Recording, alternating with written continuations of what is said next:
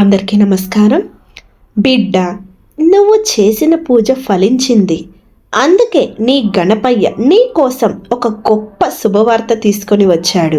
వినగానే నువ్వు ఎగిరి గంతు వేస్తావు. తల్లి, ఈ క్షణం, ఈ వీడియో, ఈ మాటలు యాదృచ్ఛికం కాదు, అదృష్టం కాదు. ఇది నీకు వచ్చిన దైవ సంకేతం. నువ్వు ఎప్పుడో ఒకరోజు కన్నీళ్లు పెట్టుకొని చేసిన పూజ గుర్తుందా? ఎవరూ చూడకుండా, ఎవరూ వినకుండా నువ్వు గణపయ్య ముందుకు వెళ్ళి నీ బాధలు చెప్పుకున్న ఆ రోజు వేసిన ప్రతి కన్నీరు, ఆ రోజు చేసిన ప్రతి ప్రార్థన వృధా కాలేదు తల్లి. అందుకే ఈరోజు నీ గణపయ్య నీకు ఒక శుభవార్తతో వస్తున్నాడు. ఇప్పుడే కామెంట్లో ఓం గం గణపతయే నమః అని టైప్ చేయి తల్లి. నీకు వచ్చే శుభవార్త మరింత దగ్గరవుతుంది. నీ పూజ ఎందుకు ఫలించిందో తెలుసా తల్లి? తల్లి, చాలామంది పూజలు చేస్తారు, కానీ అందరికీ ఫలితం రాదు. ఎందుకో తెలుసా? ఎందుకంటే వాళ్ళ మాటలతో పూజ చేస్తారు, కానీ నువ్వు హృదయంతో పూజ చేశావు. నీ మనసులో ఉన్న నిజాయితీ, నీ బాధలో ఉన్న ఆర్తి, ఇవే గణపయ్యను కదిలించాయి. దేవుడికి పెద్ద పూజలు అవసరం లేదు తల్లి, నిజమైన మనసు చాలు. గణపయ్య తీసుకొచ్చిన శుభవార్త ఏంటో తెలుసా తల్లి? తల్లి, ఇప్పుడే నీకు చెప్పబోయేది చాలా ముఖ్యమైనది. నీ జీవితంలో చాలా రోజులుగా ఆగిపోయిన ఒక పని, చాలా రోజులుగా ఎదురు చూస్తున్న ఒక అవకాశం, చాలా రోజులుగా కోరుకుంటున్న ఒక ఫలితం, ఇవన్నీ ఇప్పుడు కదలడం మొదలవుతున్నాయి.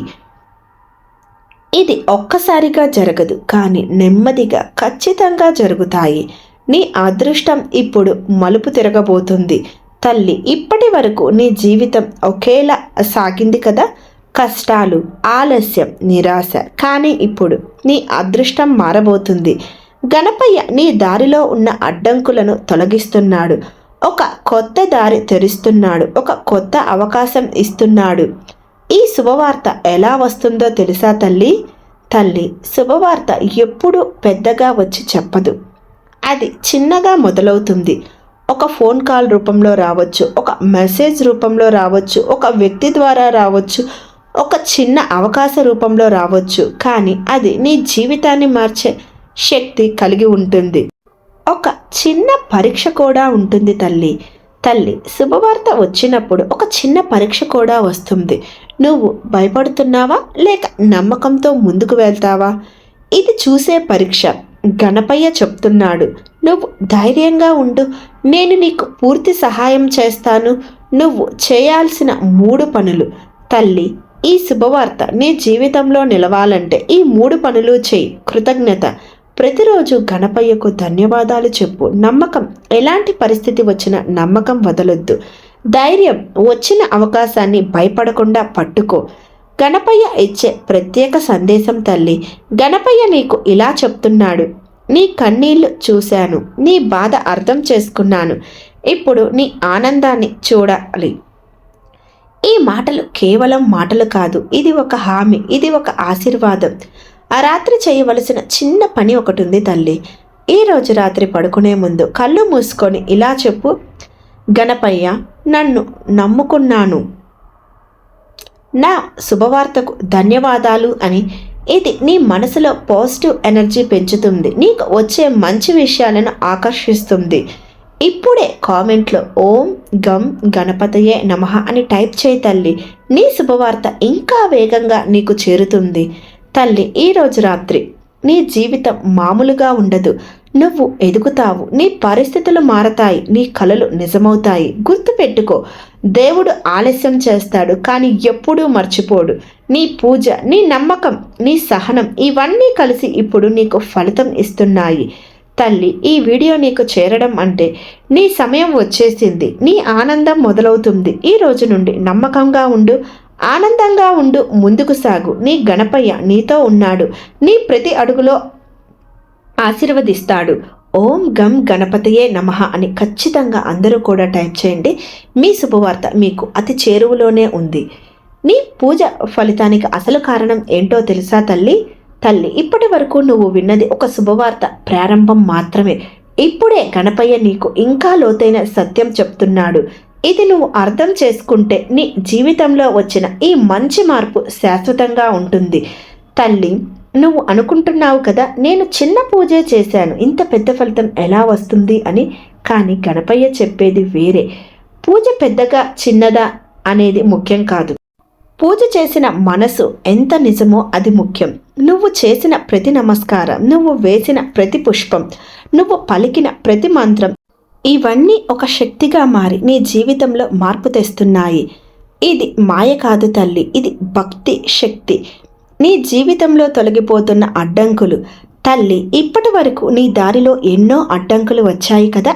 పని ఆగిపోవడం, డబ్బు సమస్యలు, సంబంధాలతో ఇబ్బందులు, మానసిక ఒత్తిడి, ఇవన్నీ నిన్ను ఆపేశాయి. కానీ ఇప్పుడు గణపయ్య నీ దారిలో ఉన్న అవరోధాలను తొలగిస్తున్నాడు.